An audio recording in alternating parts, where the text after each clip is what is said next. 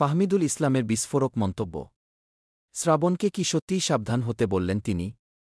জানতে চাইলে পুরো ভিডিও দেখুন। ফাহমিদুল ইসলাম বলেন, লক্ষ্য করলাম খেলার মাঠ থেকে একটা অভ্যন্তরীণ বিষয় নিয়ে কিছু খবর গণমাধ্যমে ছড়িয়ে পড়ছে। দুর্ভাগ্যবশত বিভিন্ন ধরনের তথ্য প্রচারিত হচ্ছে এবং তাদের সব সম্পূর্ণ সত্য নয়। খেলায় ভুল বোঝাবুঝি হতে পারে, কিন্তু দলের মধ্যেই থাকা উচিত, কেননা প্রত্যেক খেলোয়াড়ই খেলা ও জাতির জন্য নিবেদিত। প্রতিশ্রুতি ও কঠোর পরিশ্রমের মাধ্যমে দীর্ঘদিন ধরে বাংলাদেশের প্রতিনিধিত্ব করে আসছেন মেহেদী হাসান শ্রাবণ। তিনি একজন পেশাদার ক্রীড়াবিদ যিনি সবসময় দলের জন্য নিজের সেরাটা দিয়েছেন। কোনো খেলোয়াড়ই দাদাগিরি বা হুমকির মুখোমুখি হওয়ার যোগ্য না, বিশেষ করে ভক্তদের কাছ থেকে যারা তাদের প্রেরণার সবচেয়ে বড় উৎস হওয়া উচিত। ফুটবল ভক্ত হিসাবে খেলোয়াড়দের পাশে দাঁড়ানো, তাদের প্রচেষ্টাকে সম্মান করা এবং প্রতিটি চ্যালেঞ্জের মধ্যে তাদের সমর্থন করা গুরুত্বপূর্ণ।